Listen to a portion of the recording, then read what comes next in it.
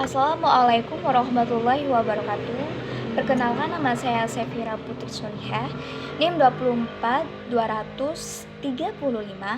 Di sini Sefira akan menjelaskan tentang 3 besar kerajaan Islam di dunia.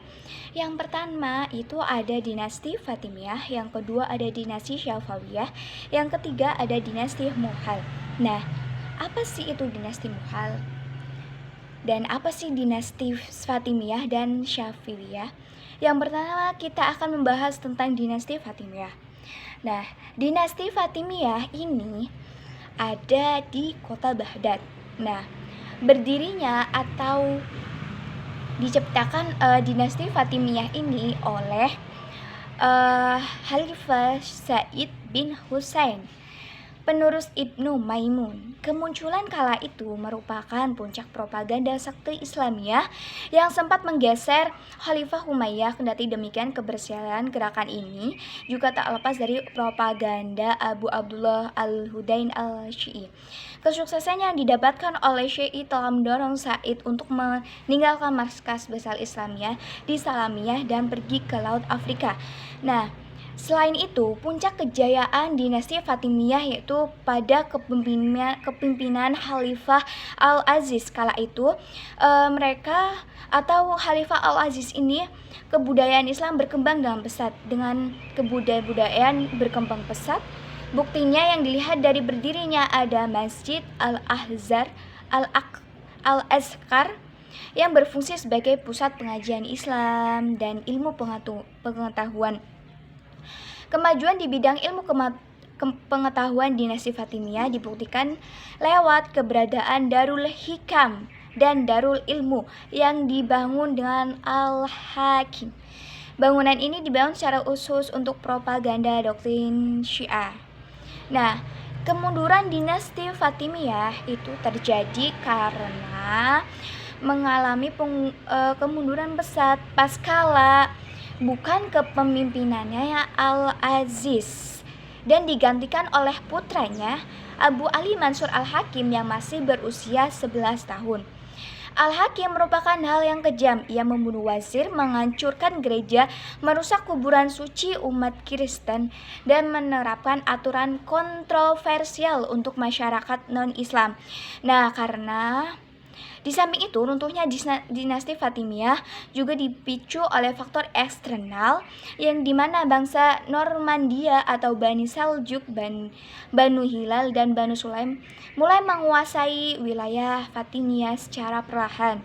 Nah, dengan adanya Al-Hakim melakukan hal kejam untuk membunuh wazir dan menghancurkan gereja dan menerapkan aturan kontroversial untuk masyarakat non-Islam, itu sudah menjadi kemunduran dari dinasti Fatimiyah tersebut. Dan ditambah lagi ada pemberontakan yang terjadi di mana-mana dari Normandia, Bani Saljuk, dan Banu Hilal. Nah, itu dari singkat sejarah dinasti Fatimiyah, kemunduran, kemajuan, dan berdirinya. Sekarang ada yang kedua, kita membahas tentang dinasti Syafi'iyah. Dinasti Syafi'iyah itu pada abad 15 Kesultanan Utsmani mulai memasuki daerah orang Persia, mengakibatkan perang Utsmaniyah sebagai balasan Syafi'iyah dari ini. Nah, ini Syafi'iyah ini berada di Azerbaijan. Pada tahun 1511 tentara Uzbek berhasil diusir ketika Ismail I berkuasa. Ia menjadikan bahasa Azeri sebagai bahasa resmi. Nah, jadi kepemimpinan dari dinasti Syafi'iyah itu yaitu Ismail I.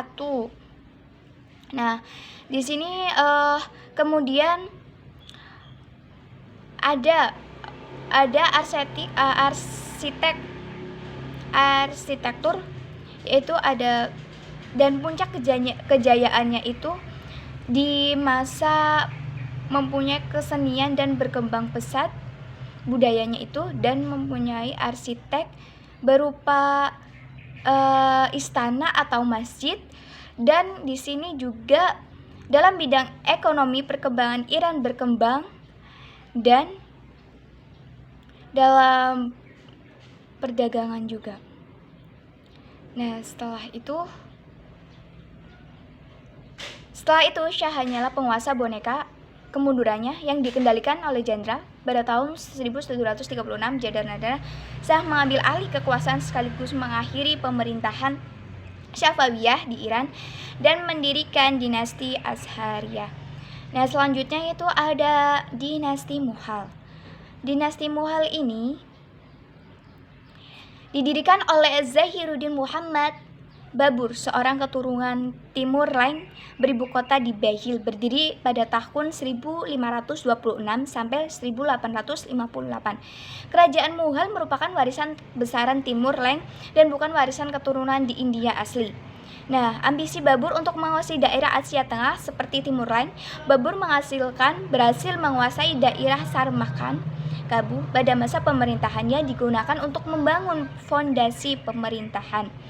Faktor kejayaan dari dinasti Mughal ini mencapai puncak kejayaan pada masa kepemimpinan Akbar 1556 dan sampai 1605.